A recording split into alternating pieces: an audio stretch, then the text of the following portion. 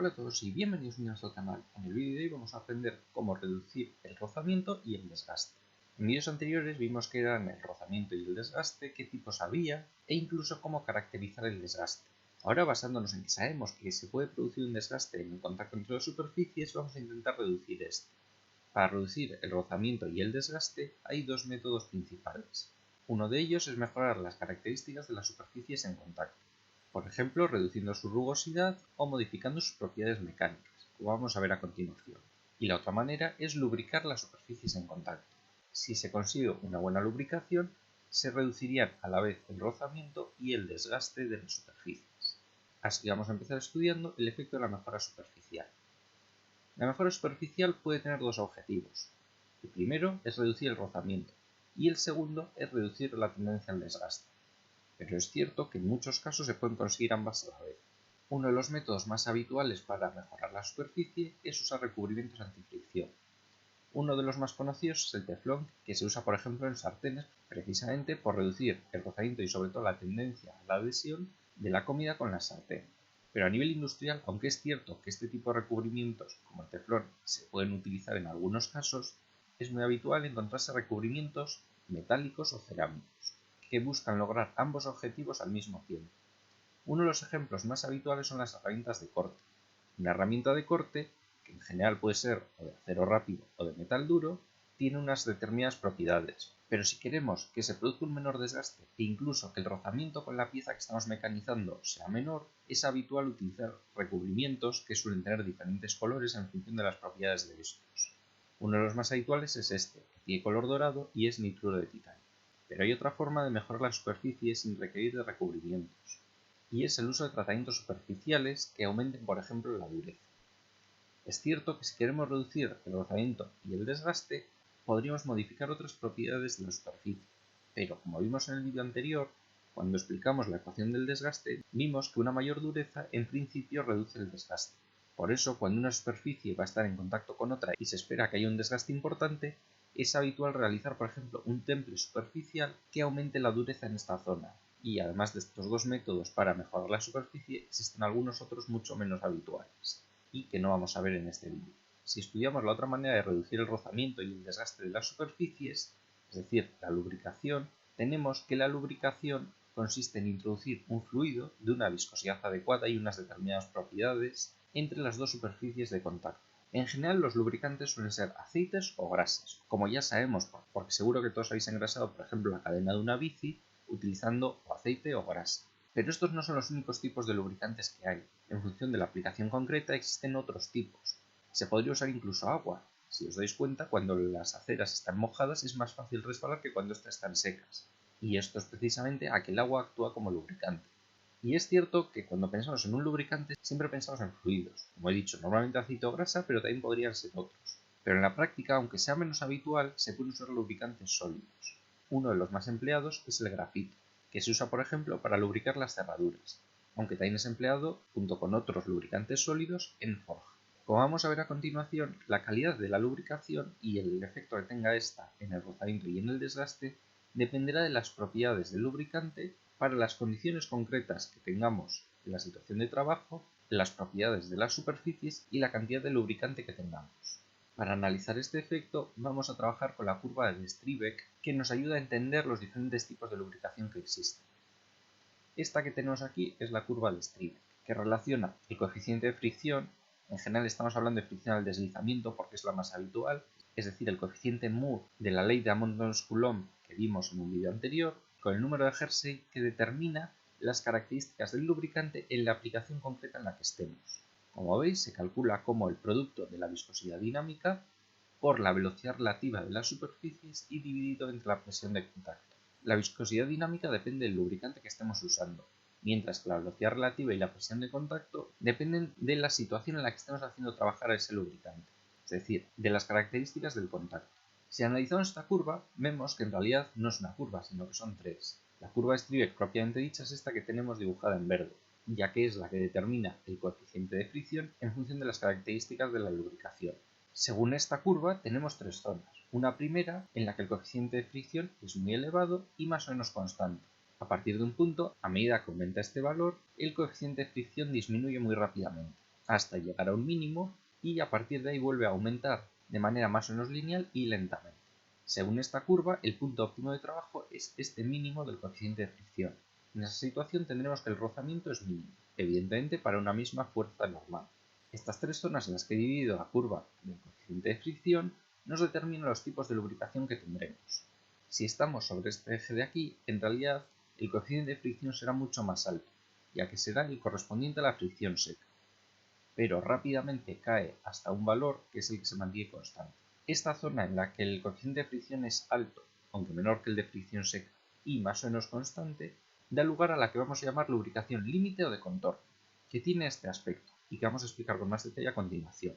De momento, solo hay que quedarse con que esta zona se corresponde con la lubricación límite. Una vez que el coeficiente de fricción empieza a disminuir rápidamente y hasta que llega hasta ese valor mínimo, tenemos la lubricación de película mixta. Y a partir de ese mínimo, tenemos lo que vamos a llamar lubricación hidrodinámica. Antes de explicar cada uno de estos tipos de lubricación con más detalle, quiero centrarme en las otras dos curvas que he dibujado aquí. Si nos fijamos en el desgaste que sufren las superficies, a medida que nos desplazamos por la curva, vemos que el desgaste va disminuyendo muy rápidamente, especialmente en la lubricación límite o de contorno. Una vez que hemos superado la lubricación límite, pasamos a la zona de película mixta. En esta, el desgaste sigue disminuyendo, pero ya disminuye a una velocidad mucho menor. Y una vez entramos en la zona de lubricación hidrodinámica, el desgaste es muy bajo, prácticamente nulo, y se mantiene aproximadamente constante. Es decir, si estamos trabajando en este punto óptimo para el coeficiente de fricción, también estaremos en una zona óptima respecto al desgaste que se está produciendo en las superficies. O lo que es lo mismo. Si estamos trabajando aquí, tendremos a la vez un rozamiento muy bajo y un desgaste que en general será despreciable. Finalmente, aquí mismo he dibujado la curva que explica el espesor que tiene la película. Si os fijáis, a medida que nos desplazamos hacia la derecha en las curvas, estamos aumentando la velocidad relativa o la viscosidad dinámica o reduciendo la presión de contacto. Para entender mejor esta curva, vamos a suponer que tanto la velocidad relativa como la presión de contacto son constantes y que únicamente está variando la viscosidad. Todos entendemos que si aumentamos la viscosidad, el espesor de la película será mayor. Un ejemplo en el que lo vemos muy claro es si comparamos, por ejemplo, agua con miel. Si tenemos miel que tiene una viscosidad mayor que la del agua, para unas mismas condiciones de presión y velocidad, la capa que se formará será mayor que si usásemos agua. Por eso, en la zona de lubricación límite, el espesor de la película aumenta de forma más o menos lineal. Durante la zona de lubricación de película mixta, el espesor de película sigue aumentando, pero ya lo hace de una forma más lenta. Y cuando tenemos lubricación hidrodinámica, el espesor de la película sigue aumentando de forma más o menos lineal, pero con una pendiente mucho menor. Una vez entendidos estos aspectos y teniendo en cuenta las tres figuras que tenemos aquí, donde tenemos la lubricación límite, en la que como vemos hay mucho contacto entre las superficies, la lubricación de película mixta, en la que solo los picos de la superficie tienden a tocarse entre sí, y la lubricación hidrodinámica, donde no hay contacto entre los dos sólidos, a continuación voy a explicar con más detalle cada uno de estos tipos de lubricación. Para ello voy a comenzar con la lubricación límite o de contorno. Como acabo de decir, cuando se da este tipo de lubricación, las dos superficies de los sólidos en contacto se están tocando realmente. Pero, a diferencia de la fricción seca, en este caso hay una pequeña cantidad de lubricante entre ellas. Con este tipo de lubricación tenemos una película continua de lubricante que se va renovando a medida que se mueven las superficies. Pero es importante tener en cuenta el fenómeno de que las dos superficies están tocando. Por eso, aunque este tipo de lubricación es mejor que el contacto seco, se tiende a evitar porque sigue habiendo un gran rozamiento y un desgaste significativo. Cuando tenemos lubricación límite o de contorno, tenemos unos coeficientes de rozamiento equivalentes que están aproximadamente entre 0,05 y 0,2. Si recordáis los coeficientes que vimos, el vídeo en el que explicamos el rozamiento al deslizamiento, en los que estábamos hablando de fricción seca, aquellos coeficientes eran mucho más altos que estos, y por eso es mejor tener lubricación límite que tener un contacto seco para la mayoría de casos. Por eso, como queremos evitar este tipo de lubricación siempre que podamos mejorarla, en general solo suele darse durante los arranques y las paradas de máquinas cuando la velocidad todavía es muy baja. Y si recordáis, para desplazarnos hacia la derecha, es decir, hacia una lubricación mejor en la curva de Strybeck, podíamos o aumentar la viscosidad del lubricante, o reducir la presión de contacto, o aumentar la velocidad entre las dos superficies. Por eso, cuando la velocidad es baja, estamos todavía en lubricación límite. ¿Qué sucede cuando aumentamos esta velocidad, por ejemplo, o cuando aumentamos la viscosidad del lubricante? Que pasamos a la lubricación de película mixta. Cuando se da este tipo de lubricación, el lubricante entre las superficies. Ya no hay un contacto continuo entre las dos superficies, pero sigue habiendo un contacto intermitente entre los picos de rugosidad de las dos superficies. De esta manera, a diferencia del caso anterior en que la mayoría de la carga se transmitía directamente por el contacto entre los sólidos, tenemos que una parte significativa de la carga se transmite por el lubricante y solo una pequeña parte directamente entre las superficies de los sólidos. Como he dicho, a medida que nos desplazamos hacia el punto óptimo de la curva de Stryve, tenemos una mejor lubricación. Por eso, esta es mejor que la de contorno, pero todavía no es perfecta. Tenemos unos coeficientes de rozamiento equivalentes entre aproximadamente 0,004 y 0,1.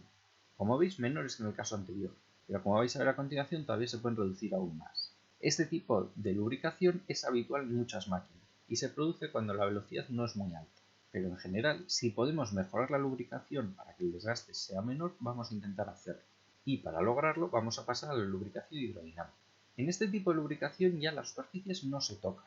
No se tocan en ningún momento, ni siquiera los picos de la rugosidad. Toda la carga pasa por el lubricante. Aquí tenemos un ejemplo de un rodamiento hidrodinámico. En este vamos a suponer que esta parte exterior está fija. Entre medio tenemos un lubricante, en general un aceite bastante viscoso, y en el centro un eje. Este eje puede girar, de hecho está girando a una cierta velocidad angular. Pero quiero destacar que este eje no está fijo, es decir, se puede mover dentro de toda esta circunferencia.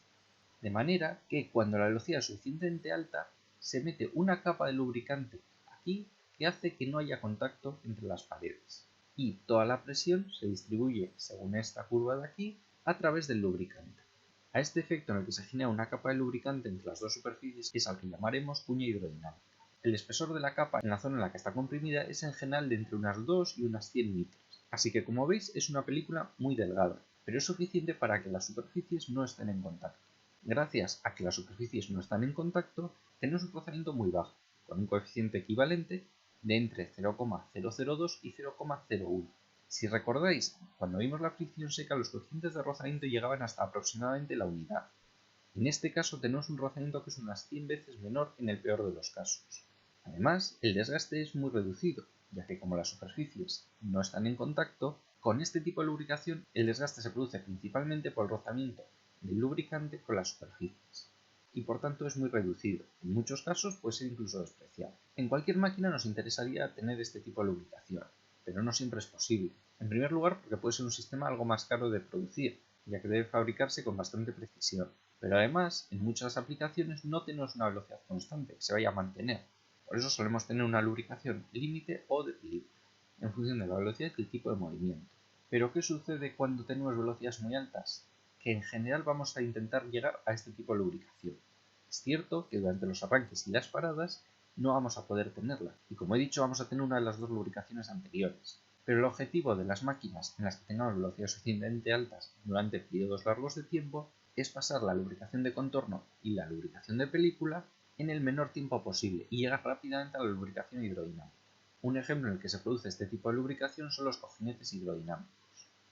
En realidad, esto que hemos representado aquí es un cojinete hidrodinámico, pero hay otros tipos, por ejemplo estos que tenemos aquí, en el que en lugar de tener cargas radiales tenemos cargas axiales. Para lograr que se forme la cuña de lubricante tenemos unas superficies inclinadas que a medida que aumenta la velocidad tienden a crear aquí una pequeña capa de lubricante que mantiene las superficies sin contacto. Es cierto que este tipo de cojinetes existen y que en algunas máquinas se utilizan, pero no son demasiado habituales, aunque el efecto de lubricación hidrodinámica puede aprovecharse en otro tipo de componentes, sin utilizar directamente cojinetes, sino utilizando directamente la geometría de las piezas, por ejemplo como sucede en los motores de combustión. Y finalmente voy a explicar una variante de la lubricación hidrodinámica que tampoco es muy habitual, pero en algunos casos sí nos vamos a encontrar, y es la lubricación hidrostática. La lubricación hidrostática tiene el mismo objetivo que la hidrodinámica, es decir, que los dos sólidos que en teoría están en contacto, gracias a una capa de lubricante, no estén en contacto. Y podéis pensar que si tenemos la lubricación hidrodinámica, la lubricación hidrostática no tendría sentido. Pero he dicho que la lubricación hidrodinámica tiene una limitación, y es que además de tener un lubricante adecuado con una viscosidad correcta, necesitamos que haya una cierta velocidad y que ésta se mantenga durante el movimiento, al menos en la mayor parte del tiempo. Pero ¿qué sucede cuando no podemos mantener la velocidad? Que si queremos que no haya contacto usaremos lubricación hidrostática. La lubricación hidrostática consiste en que si no tenemos una velocidad que mantenga la capa de lubricante, vamos a generar esa capa bombeando el lubricante, que en la mayor parte de los casos es aceite, a una muy alta presión. Este tipo de lubricación, que no es demasiado habitual, tiene algunas aplicaciones concretas en las que es muy útil. Una de ellas es el uso en guías de máquina herramienta de alta precisión. Este tipo de guías están compuestas por la propia guía, esta zona de abajo, y un carro móvil. Durante el movimiento, en algunos casos, el carro se estará desplazando sobre la guía y en otros este estará quieto. Cuando esté quieto, no se va a mantener de ninguna manera una lubricación hidrodinámica. Por eso, para evitar el contacto, tenemos que desde el carro, por estas zonas representadas en amarillo, se bombea aceite a muy alta presión. Ese aceite, si tiene la presión suficiente para mantener toda la fuerza que se está ejerciendo sobre el carro, únicamente con esta superficie por la que sale el aceite tendremos una capa que hace que no se toquen las dos partes, y de esta manera el rozamiento será muy reducido y el desgaste también. Este tipo de guías en general son muy costosas y es poco habitual encontrarlas, pero en máquina herramienta de alta precisión sí suelen utilizarse por las ventajas que ofrece. Además, para aprovechar al máximo este tipo de ventajas, se suelen combinar con motores lineales, logrando unas grandes aceleraciones con muy poco rozamiento y un desgaste muy reducido. Aunque industrialmente la aplicación sea mucho menor, quiero destacar que aquí estamos hablando de lubricación hidrostática, pero una variante de este tipo de lubricación es la lubricación aerostática, que, como su nombre indica, en lugar de inyectar aceite a alta presión, inyecta aire a alta presión. Este tipo de lubricación, como he dicho, es mucho menos habitual y consiste en generar una capa en lugar de aceite de aire. Tiene otro tipo de limitaciones, como por ejemplo que la fuerza normal del contacto que puede soportar manteniendo esa capa es menor, pero en algunas aplicaciones es suficiente y con un coste mucho menor que este tipo de sistemas. Así que, habiendo visto los diferentes tipos de lubricación que existen y la mejora superficial que se puede hacer en las superficies para reducir el desgaste y el rozamiento, hemos acabado con este vídeo. Con los conceptos que hemos visto aquí podremos entender algunas de las decisiones que se toman durante el diseño de los componentes que vamos a ver en esta asignatura. Así que, si os ha quedado alguna duda, no dudéis en dejarla en los comentarios y trataré de resolveros.